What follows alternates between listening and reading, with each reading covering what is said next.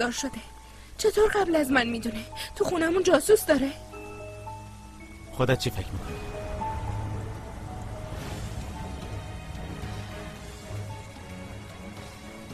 تو خیلی آدم پستی هستی. همتون همینطوری. دیگه نزدیک من نشین.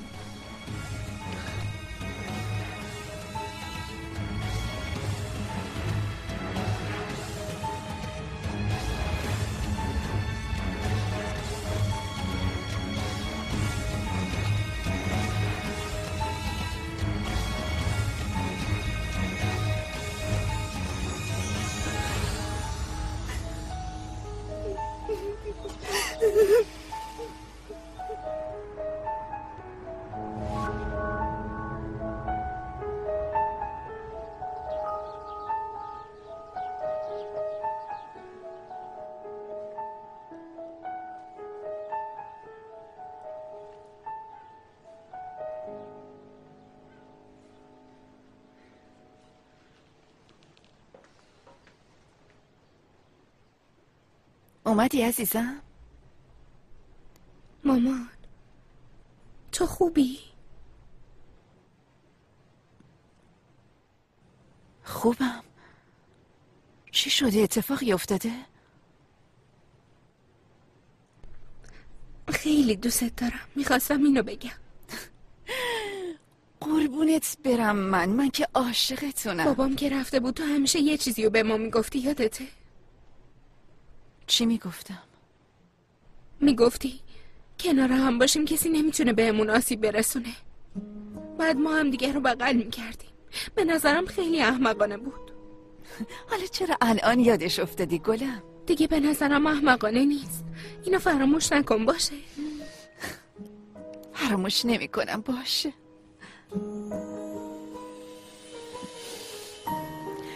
قشنگم من الان باید برم.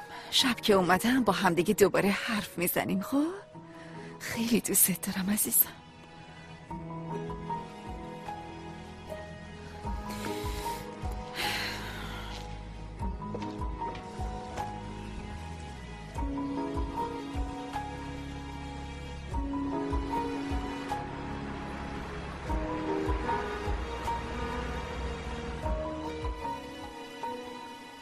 هالوک جان، عضویت گلفت توی بلک تحویل دادی؟ اگر به خاطر باخت پارسل توی فورستانسونه بگو بدونیم.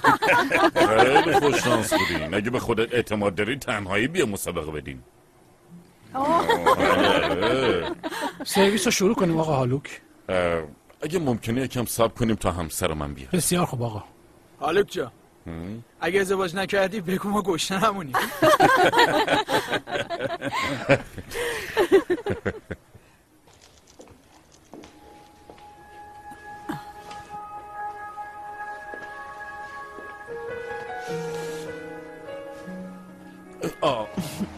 همسرم، شب همگی بخیر. شب بخیر. شب بخیر. چقدر خوشگل شدی. خیلی بهت میاد. من لاله هستم. سلام. سلام. منم سرا هستم. خوشوقتم. خوشبختم. سلام. خوشوقتم.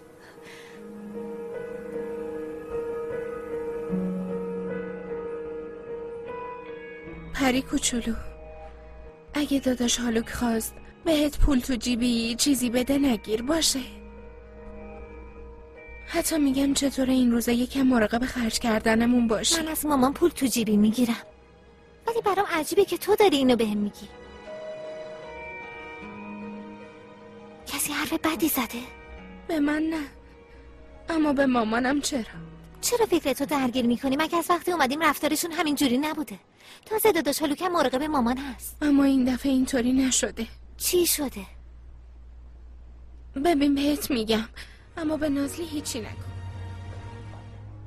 داداش هالوک قرارداد ازدواج داده مامان امضا کنه.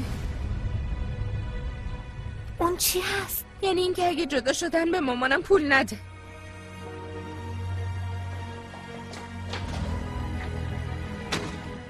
این مرتی که هالوک کجاست؟ ای کاش لال میشدم. مگه مامان دنبال شوهر پولدار بوده؟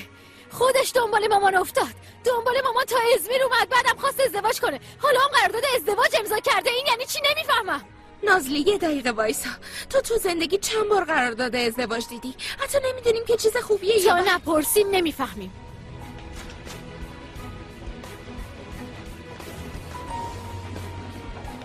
آبجی الان بری پیش اونا هر جمله‌ای که بگی میتونی مامانو مثل شکارچی پول نشون بدی. لطفاً آروم باش، بشین سر جات. ببین بدون اینکه چیزی بدونی شهر درست شما عشق و حال آقا هالوکو حفظ کنی، ولی من از مامان دفاع میکنم.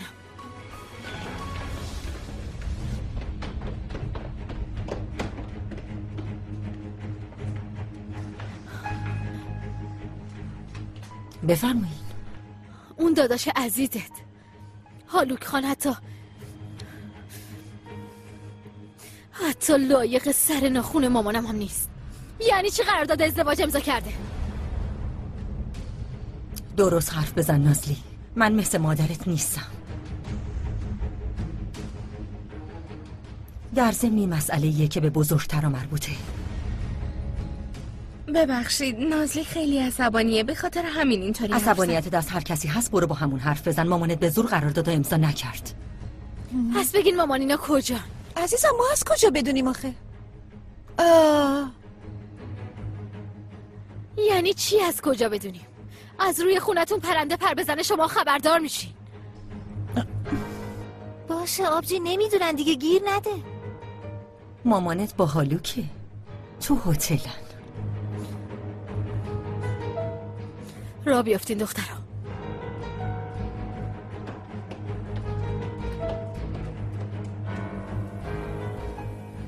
وای آبجی، کاش که نمیگفتی آخه. چرا اینجی؟ این دختره وحشیه دیگه. وقتی تو صورتم نگاه کرد قلبم وایساد، همه جا رو به هم میریزد. پس خوبه، بذار هر کاری میخواد بکنه.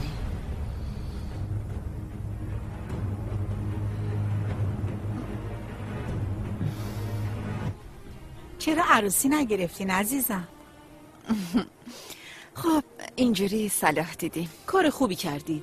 آدمای زیادی هستن که عروسیای مفصل گرفتن، یه سال بعدش هم جدا شد. فکر میکنم منظورت با منه. اون خوش تیپیه که میبینی سر میز سومیه. سوال اینه که یعنی ممکنه آخری باشه؟ شما این حرفا رو ول کنی. خبر دارین الیز و کوبایی دارن جدا میشن؟ راست میگی؟ هنوز 4 ماه نشده که با هم ازدواج کردن. دارن جدا میشن. مگه الیز حامله نبود؟ نه اونو سقط کرد، خیلی وقته. یه قرارداد ازدواج امضا کرده، باورتون نمیشه. همه چیز یارو رو میخواد بگیره.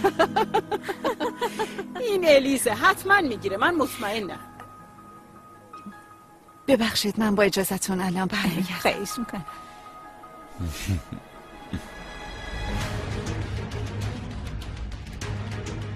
تا 10 بشماریم.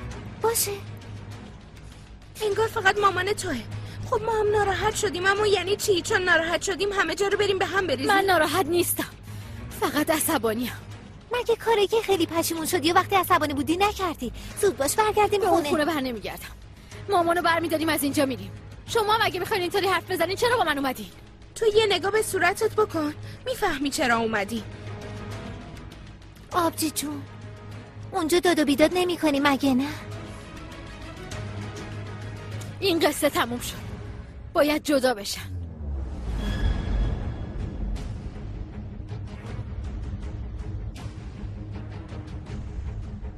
خواهر جون ببین، فقط مامانو برمیداری میریم. باشه قول بده. سعی نکن به اون آدم گنده ها حدشون رو نشون بدی، وگرنه به خدا آژیر آتش نشانی رو میزنم. پس ماه آینده جور شد، یه مسابقه کوچیک میذاریم و همراه خانواده ها میریم. باشه؟ دخترو مامانم کجاست؟ اتفاقی افتاده؟ داداش هالوک، ما دنبال مامانم میگشتیم. دلمون براش تنگ شده بود. تا وقتی بیاد اینجا منتظر میمونیم. مامانتون هم اینجاست. اگه یکم صبر میکردیم ما تا چند ساعت دیگه برمیگشتیم خونه. در ضمن معرفی میکنم